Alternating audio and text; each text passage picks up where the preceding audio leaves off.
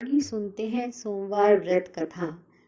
एक बहुत धनवान साहूकार था, जिसके घर धन आदि किसी प्रकार की कोई कमी नहीं थी। परंतु उसको एक दुख था कि उसके कोई पुत्र नहीं था। वह इसी चिंता में दिन रात रहता था।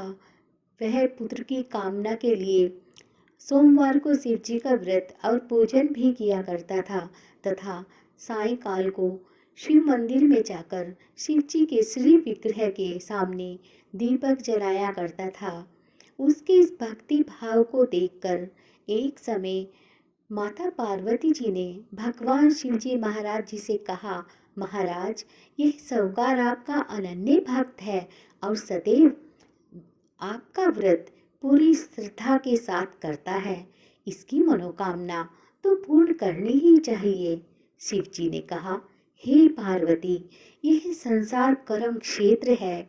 जैसे किसान खेत में बीज बोता है, वैसा ही फल काटता है।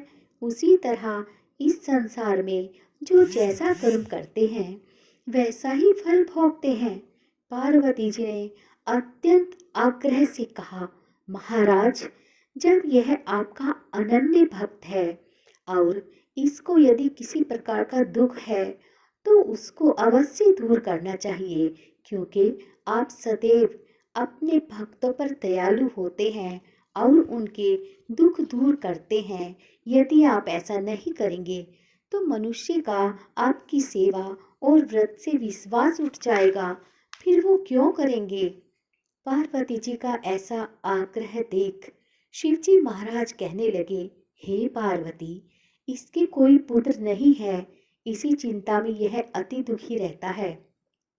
इसके भाग्य में पुत्र न होने पर भी मैं इसको पुत्र प्राप्ति का वर देता हूँ, परंतु पुत्र केवल 12 वर्ष तक जीवित रहेगा। इसके पश्चात उसकी मृत्यु हो जाएगी।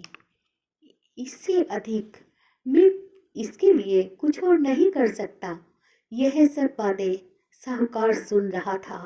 इससे उसको न कुछ प्रसन्नता हुई और न ही कुछ दुख हुआ। वह पहले जैसा ही शिवजी महाराज का व्रत और पूजन करता रहा। कुछ समय व्यतीत हो जाने पर साहूकार की स्त्री गर्भवती हुई और 10वें महीने उसके गर्भ से अति सुंदर पुत्र की प्राप्ति हुई। साहूकार के घर में बहुत खुशियां मनाई गई, परंतु साहूकार से उसकी केवल 12 वर्ष की आयु जान कोई अधिक प्रसन्नता प्रकट नहीं की और न ही किसी को ये भेद ही बताया।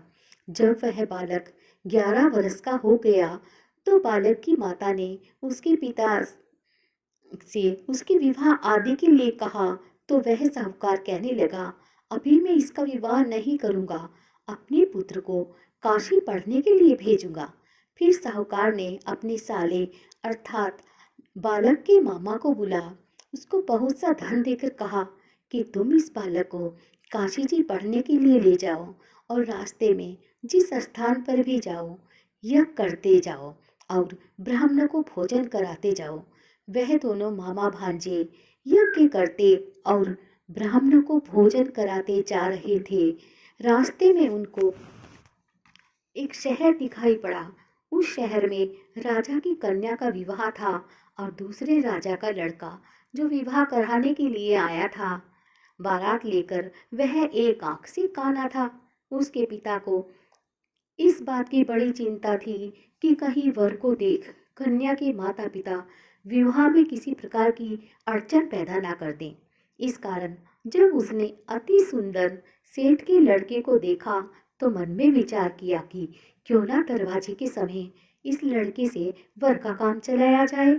ऐसा विचार कर वर के पिता ने उस लड़के और उसके मामा से बात की, तो वे राजी हो गए। फिर उस लड़के को वर के कपड़े पहना तथा घोड़े पर चढ़ाकर दरवाजे पर ले गए और सब कार्य प्रसन्नता से पूर्ण हो गया। फिर वर के पिता ने सोचा, यदि विवाह कार्य भी इस लड़के से करा लिया जाए तो क्या बुराई है। ऐसा विचार कर लड़के और उसके मामा से राजा ने ये बात कही और कहा यदि फेरों का और कन्यादान का काम भी करा दें तो आपकी बड़ी कृपा होगी और मैं इसके बदले आपको बहुत कुछ धन दूंगा। तो उन्होंने स्वीकार कर लिया और विवाह का कार्य बहुत अच्छी तरह से संपन्न हो गया।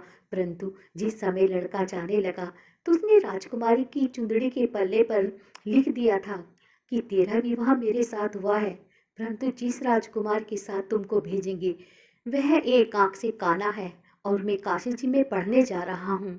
लड़के के जाने के पश्चात राजकुमारी ने जब अपनी चुंदड़ी पर ऐसा लिखा पाया तो उसने राजकुमार के साथ जाने से मना कर दिया और कहा कि यह मेरा पति नहीं है, मेरा विवाह इसके साथ नहीं हुआ है, वह तो काशी जी में पढ़ने गया है। राजकुमारी के माता पिता ने अपनी कन्या को विदा नहीं किया और बारात वापस चली गई। उधर सेठ का लड़का उसका मामा काशी जी पहुंच गए। वहां जाकर उन्होंने यज्ञ करना और लड़के ने पढ़ना शुरू कर दिया। जब लड़के की आयु 12 साल की हो गई उस दिन उन्होंने यज्ञ रचा रखा था कि लड़के ने अपने मामा से कहा, मामा जी आज मेरी तबीयत कुछ ठीक नहीं है। मामा ने कहा अंदर जाकर सो जाओ। लड़का अंदर जाकर सो गया। थोड़ी देर में उसके प्राण निकल गए। जब उसके मामा ने आकर देखा कि वह मुर्दा पड़ा था उसको बड़ा दुख हुआ और उसने सोचा कि अगर मैं भी रोना पीटना मचा दूंगा तो यज्ञ का कार्य अधूरा रह जाएगा। अतः उसने जल्दी से यज्ञ का कार्य समाप्त कर ब्राह्मणों के जाने के बाद रोना पीटना आरंभ कर दिया। संयोगवश उसी समय शिव और पार्वती उधर से जा रहे थे। जब उन्होंने जोर जोर से रोने की आवाज सुनी तो पार्वती जी कहने लगी, महाराज कोई दुखिया रो रहा है, इसके कष्ट को दूर कीजिएगा। जब शिव पार्वती पास आए तो उन्होंने देखा कि वहां एक लड़का मुर्दा पड़ा हुआ है। शिव पार्वती के पास आए, उन्होंने देखा कि वहां एक लड़का मुर्दा पड़ा हुआ है। पार्वती जी कहने लगी, महाराज यह तो उसी सेठ का लड़का है जो आपके वरदान से हुआ था। शिव जी कहने लगे, हे पार्वती इसकी आयु तो इतनी ही थी सो यह भोग चुका है। तब पार्वती ने कहा, हे महाराज इस बालक को आयु दे दो, नहीं तो इसके माता पिता तड़प तड़प कर मर जाएंगे। पार्वती जी आपका पुत्र आ गया है तो उनको विश्वास नहीं आया। तब उसके मामा ने शपथ पूर्वक कहा कि आपका पुत्र अपनी स्त्री के साथ बहुत सारा धन लेकर आया है। तो सेठ ने आनंद के साथ उसका स्वागत किया और बड़ी प्रसन्नता के साथ रहने लगे। इसी प्रकार से जो कोई भी सोमवार के व्रत को धारण करता है अथवा इस कथा को सुनता या पढ़ता है उसकी समस्त मनोकामनाएं पूर्ण होती हैं। हर हर महादेव।